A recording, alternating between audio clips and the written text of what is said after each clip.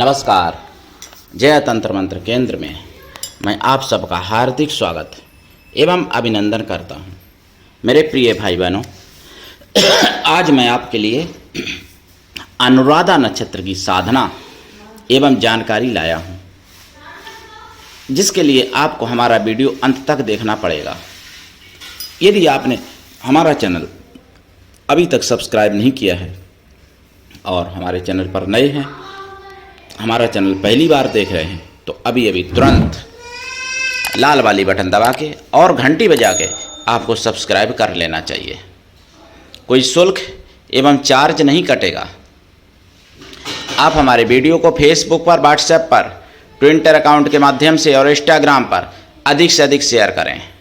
जहाँ जहाँ शेयर कर सकते हैं वहाँ शेयर कर दें, क्योंकि ये सनातन की आवाज़ है, जन जन की आवाज़ है, अकेले हमारी नहीं है, आप सबकी आवाज़ है। लाइक और कमेंट करना भी आपका धर्म है। दुनिया में जिसका कोई नहीं, मैं उसका हूँ। यदि आपको अपनों ने धोखा दिया है अथवा आपको परायों ने धोखा दिया है, तो आप एक बार मुझे अवश्य आजमाएं। हमारा मोबाइल नंबर है 9305 63 71 73। इसी नंबर पर हमसे संपर्क करें। बात करने का टाइम भारतीय टाइम के अनुसार दिन में दोपहर 12 बजे से 2 बजे के बीच का है। यदि आप सच्चा, पवित्र, निस्वार्थ दिव्य प्रेम पाना चाहते हैं अथवा देना चाहते हैं, तो आपका स्थान मेरे लिए मेरे प्राणों से भी करोड़ों गुना ऊपर है। मैं राष्ट्रीय अध्यक्ष कृष्णा दल एवं महामंडलेश्वर आप सबसे निवेदन करता हूं, यदि आप मानवतावादी हैं अथवा आप सनातनी हैं तो मुझसे जरूर जुड़ें। अगर आप में योग्यता हुई तो मैं आपको पदाधिकारी भी बनाऊंगा अपने संगठन कृष्णा दल में। ये कृष्णा दल हमारा, आपका, सबका एक परिवार है। आप देश विदेश में, विश्व के किसी भी कोने में रहते हैं, कोई दिक्कत नहीं। किसी भी जाति धर्म से हैं, कोई समस्या नहीं। आप हमारे दिए हुए ज्ञान से भरपूर लाभ उठा सकते हैं। अनुराधा नक्षत्र की मैं बात करता हूं आज। देखिए, अनुराधा, इसका एक अर्थ ये भी है कि राधा का अनुसरण करने वाला। अनुराधा, राधा माने भक्ति, तो इसका एक गुण भक्ति भी है। मतलब भक्ति होती है अनुराधा नक्षत्र में। अगर वो शाकाहारी हैं तो उनका दोष मतलब समाप्त हो जाता है और उनको भक्ति होती है। अनुराधा नक्षत्र के जो देवता हैं वो हैं मित्र आदित्य। मित्र आदित्य, मित्र आदित्य सूर्य भगवान का ही एक रूप है। 12 आदित्य होते हैं, 12, तो उन्हीं में से एक मित्र आदित्य हैं जो अनुराधा नक्षत्र के देवता हैं। और इनका विश्वोत्तरी स्वामी देव शनि हैं। शनि महाराज इनके विश्वोत्तरी स्वामी हैं अनुराधा नक्षत्र के। और इनके ऋषि जो हैं अंगरा ऋषि हैं। तो देखो, आप अगर वास्तव में भाग्य उदय करना चाहते हो अपना, आप चाहते हो कि राजा महाराजा बन जाएं, आप चाहते हो कि दुनिया में सर्वोच्च शिखर पर मेरा स्थान हो, मेरा नाम हो, तो आपको अपने जीवन में 4 साधनाएं करनी चाहिए अगर आपका अनुराधा नक्षत्र में जन्म हुआ है। मंगल की साधना एक, और शनि की साधना, मित्र आदित्य की साधना और अंगरा ऋषि की साधना। ये 4 साधनाएं आपको अपने जीवन में करनी चाहिए। और 5वीं अनुराधा नक्षत्र की भी साधना आपको कर लेनी चाहिए। ये 5 साधना अगर आप अपने जीवन में कर लेते हो तो आपको महाराजा बनने से संसार में कोई रोक नहीं सकता, और आप निश्चित ही महाराजा बनेंगे। निश्चित ही आपके सर्वकार्य सिद्धि होंगे। आपकी वनस्पति है मौलश्री जिसे कहते हैं, या बकुल। तो मौलश्री, अगर आपके घर के आसपास कोई ऐसी जगह हो तो वहाँ मौलश्री का वृक्ष लगाएं, उसकी सेवा करें, और वो बड़ा हो जाए तो आपका भाग्य उदय तो अपने आप कर देगा। अगर आपका खेत है कहीं तो वहाँ लगा सकते हैं, क्योंकि बड़ा वृक्ष होता है। बोनसाई पौधे नहीं लगाने चाहिए, जिससे कि तरक्की रुक जाती है। बोनसाई पौधा लगाने से तरक्की रुक जाती है, ध्यान रखना। तो बोनसाई पौधा से बचें, और ये पूरा वृक्ष ही लगाना चाहिए। मतलब पौधा छोटा तो पौधा होता ही है पहले, लेकिन जो वृक्ष बन जाता है पूरा बड़ा, वही लगाना चाहिए आपको। मौलश्री का। तो मौलश्री अगर ऐसा संभव ना हो लगा पाना तो जहाँ मौलश्री का वृक्ष हो वहाँ सेवा करें, उसको पानी दें, उसको नमस्कार करें। उसके फल आप सेवन भी कर सकते हैं, फल भी छोटे छोटे फल भी उसके होते हैं। फल देवताओं पर भी चढ़ा सकते हैं आप, अपने राशि के देवताओं पर मौलश्री की पत्तियां चढ़ा सकते हैं। मौलश्री की लकड़ी से यदि दतूनी की जाए, दांतन अगर की जाए मौलश्री की लकड़ी से, तो दांतों को बहुत मजबूत बना देती है मौलश्री। और कुछ ही वृक्ष ऐसे हैं जिनके वृक्षों में श्री लगा हुआ है, जैसे श्रीफल, बेल को भी कहते हैं, श्रीफल नारियल को भी कहते हैं, या फिर मौलश्री। ज़्यादा वृक्षों में श्री नहीं लगा हुआ है। तो आपको विचार करना पड़ेगा कि ये लक्ष्मी से भी संबंध रखता है, लेकिन वृश्चिक राशि वालों के लिए। वैसे देखिए, मंगल का जाप साधना, अंगरा ऋषि की साधना, शनि की साधना, और मंगल ग्रह की, शनि की, अंगरा ऋषि की, सूर्य आदित्य की, मतलब मित्र आदित्य की, इनकी साधना कोई भी कर सकता है 12 राशि में से, 27 नक्षत्रों में से जन्मा हुआ व्यक्ति। लेकिन वृश्चिक राशि के लिए विशेष लाभदायक है। वृश्चिक राशि देखिए आपका अनुराधा नक्षत्र में, अनुराधा नक्षत्र के लिए विशेष लाभदायक है। वृश्चिक राशि में तो और भी नक्षत्र आते हैं, एक चढ़ विशाखा का भी आ जाता है, अंतिम चढ़। तो अनुराधा नक्षत्र के या तो जन्मे व्यक्ति हैं उनके लिए भी वही बात है, या फिर अनुराधा नक्षत्र से संबंधित जिनकी लगन है, यानी लगन जिसकी है और अनुराधा नक्षत्र से संबंध है जिनका, उनके लिए भी वही फल और वही सब कुछ चीज़ें हैं। मैं दोनों की यहाँ पर बात करता हूँ, जन्म नक्षत्र की भी और लगन नक्षत्र की भी। अनुराधा नक्षत्र का देखिए पहला चढ़ थोड़ा मैं ठीक नहीं मानता, लेकिन अनुराधा नक्षत्र का दूसरा चढ़ है तो बहुत ही अच्छा है, बहुत ज़्यादा लाभदायक है। लेकिन उस समय ग्रहों की स्थिति भी देखी जाती है, ग्रह बली हैं, कमज़ोर हैं। और तीसरा चढ़ भी ठीक है अनुराधा नक्षत्र का। चढ़ तो 4 होते हैं, चारों चरणों के हिसाब से भी व्यक्ति का स्वभाव, प्रभाव और भाव बदल जाता है। लेकिन उससे पहले मैं एक बात करूं आपसे। देखिए, सेक्युलर हिंदुओं सोते रहो, धीरे धीरे करके थोक के भाव हिंदू मारे जा रहे हैं। मारने वाला दूसरे धर्म का होता है, चाहे आपको जम्मू में श्रद्धालुओं से भरी बस बस पर गोलियां चलाने का मामला हो, बस मारी जा रही हो, मतलब बस में यात्री मारे जा रहे हो, चाहे फिर कुवैत का अग्निकांड हो। कुवैत में अग्निकांड हुआ, हिंदू लोग, सेक्युलर हिंदू, उनको क्या मतलब, पैसा मिले चाहे कहीं भी भेज दो। तो मुसलमानी देश में कमा रहे थे, कमाई करने गए थे, तो वहाँ पर केरला का ही एक था बिल्डिंग मालिक, बिल्डिंग जिसकी थी, तो वहाँ पर 200 लोगों को ठहराया गया था उस बिल्डिंग में। ये षड्यंत्र था पूरा, ऐसे समझ लो आप, या फिर षड्यंत्र नहीं है वो आप समझो।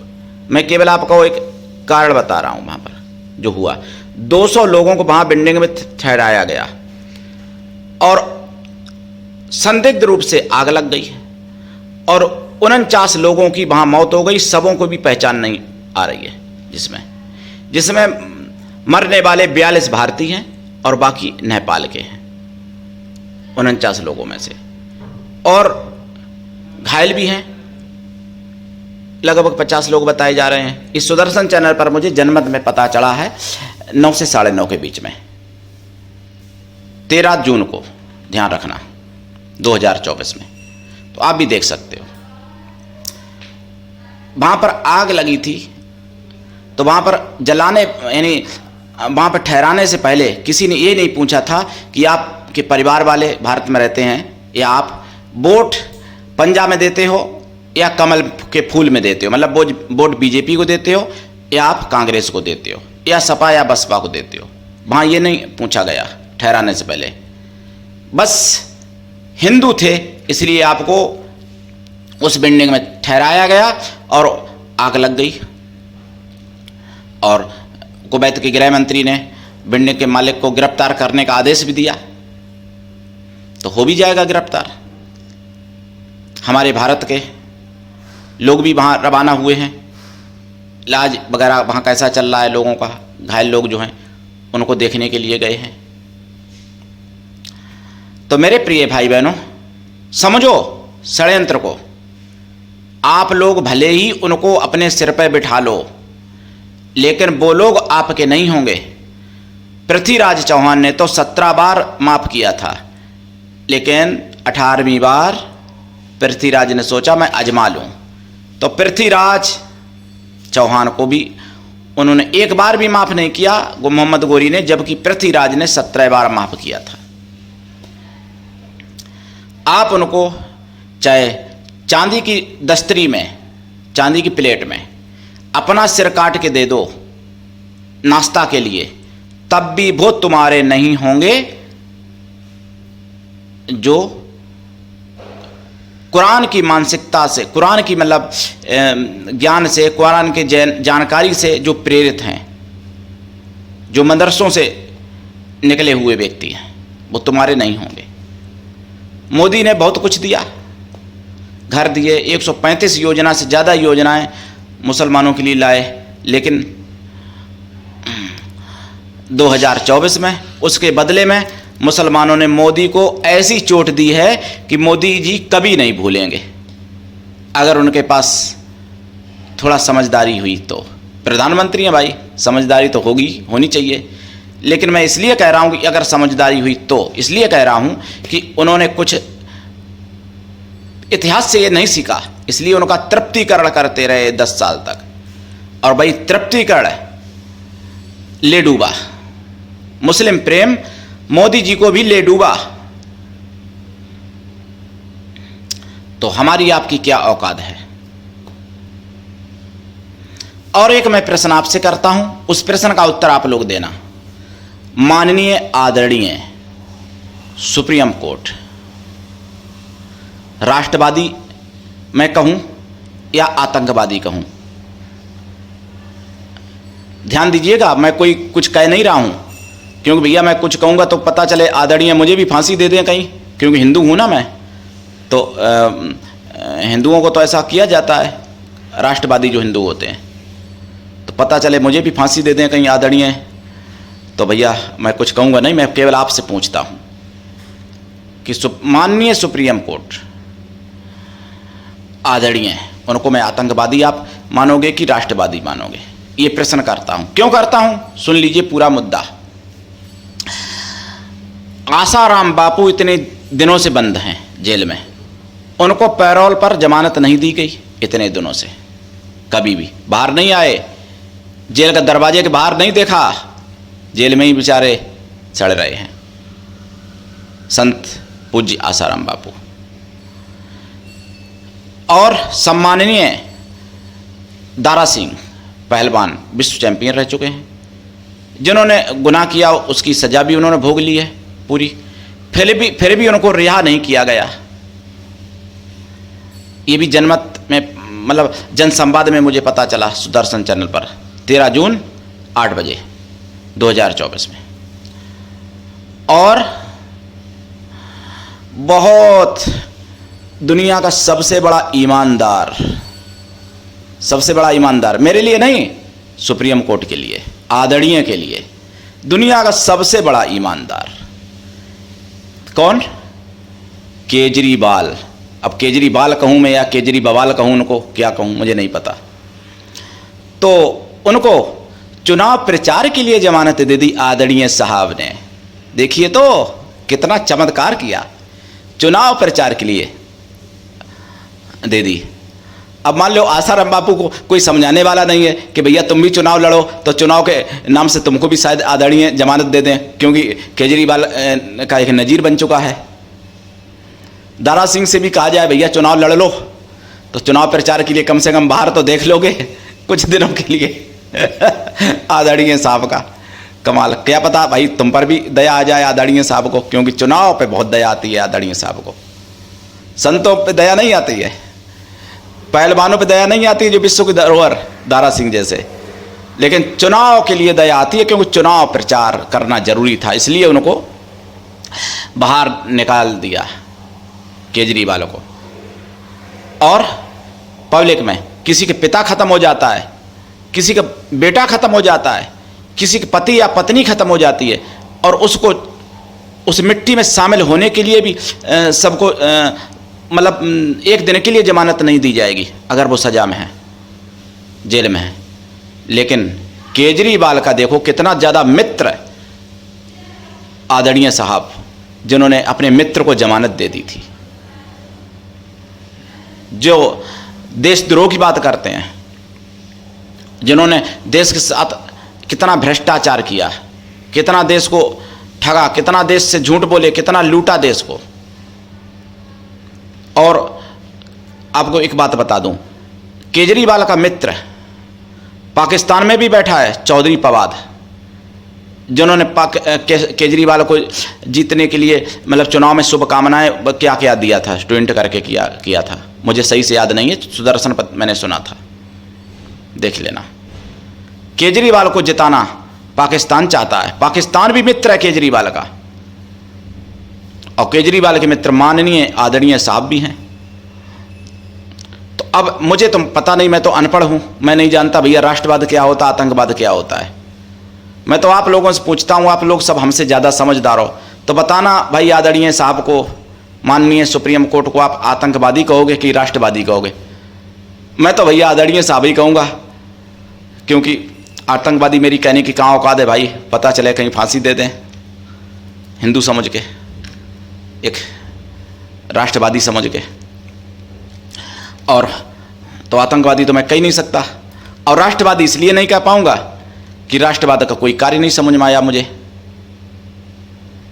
राम मंदिर का अगर फैसला दिया है तो मोदी के आने से पहले क्यों नहीं दे दिया था? 500 बरस पुराना था मुद्दा राम मंदिर का, मोदी के आने के बाद ही क्यों दिया? पहले दे देना चाहिए था, तो वो भी मुद्दा हट गया। अब मुझे नहीं पता, आप समझना और बताना, मेरे प्रश्न का उत्तर देना कि आदरणीय महामहिम सुप्रीम कोर्ट माननीय साहब को मैं क्या मानूं? जो आप कहोगे भाई मान लूँगा, अगर राष्ट्रवादी कहोगे तो मैं राष्ट्रवादी मान लूँगा, मुझे क्या, और अगर आतंकवादी कहोगे तो भैया मानना पड़ेगा, आप सबका मत है, और मैं कोई गालियाँ थोड़ी दूंगा सुप्रीम कोर्ट को। जो नारे लगाते हैं कि अफजल तेरे कातिल जिंदा हैं, तो कातिल कौन हुआ? Supreme court. तब भी उनके लिए कुछ नहीं कहा जाएगा। और ओबीसी 15 मिनट में 100 करोड़ हिंदुओं को मारने की बात करता है, तो उसमें भी शायद सुप्रीम कोर्ट की गिनती होगी, क्योंकि हिंदू ही होंगे सुप्रीम कोर्ट वाले आदरणीय साहब जो मुख्य न्यायाधीश हैं।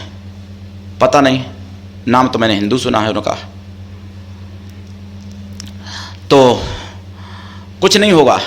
अगर हिंदू कोई बात बोल दे, अभी मैं बोल रहा हूं, तो पता नहीं भैया मेरे लिए क्या क्या हो जाए। चैनल तो मेरा फ्रीज करवा ही दिया लोगों ने, और चैनल बहुत ज़्यादा व्यूज भी इसलिए नहीं दिखाते हैं कि चैनल की रीच गिरवा दी गलत सलत रिपोर्टिंग करके, जबकि anti Hindu, anti Bharat, anti India कोई भी कुछ भी बोल दें, कुछ भी सरकार को गाली दो, हिंदुस्तान को गाली दो, हिंदुओं को गाली दो, देवी देवताओं को गाली दो, माँ बहन तक की गाली दो, कुछ भी नहीं होने वाला। एकदम चैनल बढ़ा दिया जाएगा, और यूट्यूब भी खूब खुश होता है, यूट्यूब पर भी।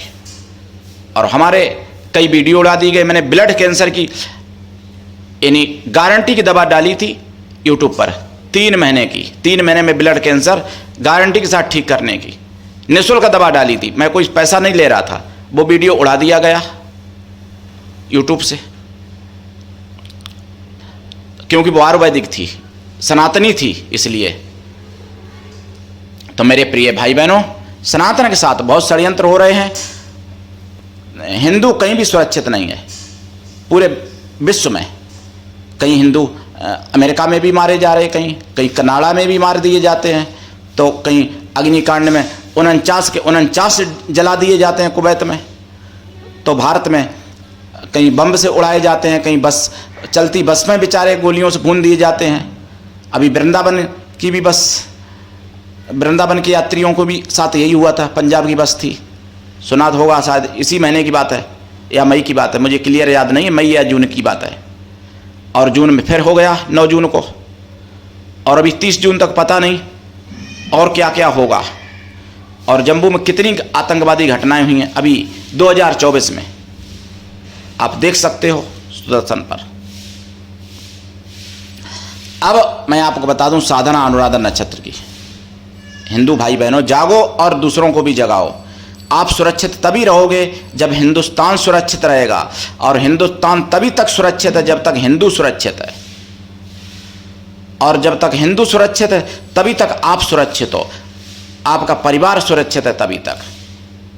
और जिसने हिंदुस्तान नहीं, जिसने हिंदू नहीं, उसने आपकी भी सेकुलर, कितने भी आप बड़े हो, कितने भी पैसे वाले हो, कितने भी सेकुलर हो, लेकिन आपकी माँ, आपकी बहन, आपकी बेटियां, आपकी पत्नियां मंडी में ही बेची जाएंगी जैसे मुगलिया शासन में बेची गई थी। सेकुलर हिंदुओं, जाग जाओ, अपनी बारी का इंतजार मत करो। कश्मीर में हुआ, केरला में हुआ, पश्चिम बंगाल में हुआ, अपनी बारी का इंतजार मत करो। जब आपकी बारी आएगी तब आप कुछ करने लायक नहीं रहोगे, तब केवल आप देखते रहोगे, आप चीखते रहोगे, रोते रहोगे, और आपकी बहन का, आपकी बेटी का, आपकी माँ का, आपकी पत्नी का बलात्कार आपके सामने हो रहा होगा, और आप अपनी आंखों से देखोगे निश्चित, अगर नहीं जागे तो। इसलिए जाग जाओ, और भागने की जगह नहीं मिलेगी भाई। भारत से भाग के कहाँ जाओगे? पाकिस्तान सड़ देगा नहीं, बांग्लादेश सड़ देगा नहीं, और देगा भी तो बांग्लादेश पाकिस्तान में अभी कौन सी हिंदुओं को रबड़ी खिलाई जा रही है, कौन सी मालाएं फूलों की पहनाई जा रही हैं। देख लो इतिहास, देख लो न्यूज़ों में, पहला इतिहास देख लो। तो भारत से भाग के कहाँ जाओगे? केवल हिंद महासागर बचा और कुछ नहीं बचा। तो इसलिए जाग जाओ, भागने की जरूरत ना पड़े, और भागने लायक भी नहीं रहोगे, पैर काट दिए जाएंगे, कहाँ भाग के जाओगे? मेरे प्रिय भाई बहनों, अनुराधा नक्षत्र की साधना कैसे करें, कब करें, कहाँ करें, और मुझे ये जानकारी सुदर्शन चैनल पर मिलती है 8 बजे से 9 बजे तक बिंदास बोल में, और 9 से 9:30 के बीच में। उससे मैंने ये सब सीखा है, क्योंकि मैं जब से सुदर्शन चैनल चला था तब से मैं सुदर्शन चैनल को सुन रहा हूँ, और मैं अपने परंपरागत भी सीखा हूँ, क्योंकि मेरे माता पिता, मेरे पिताजी पक्के सनातनी थे। 90 में जब मैं बच्चा था, मेरा उम्र बहुत छोटी थी 90 में लोगों को हिंदू कहने में डर लगता था, उड़ा दिया जाता था गोली से, जैसे अयोध्या में उड़ा दिया गए थे ना हिंदू।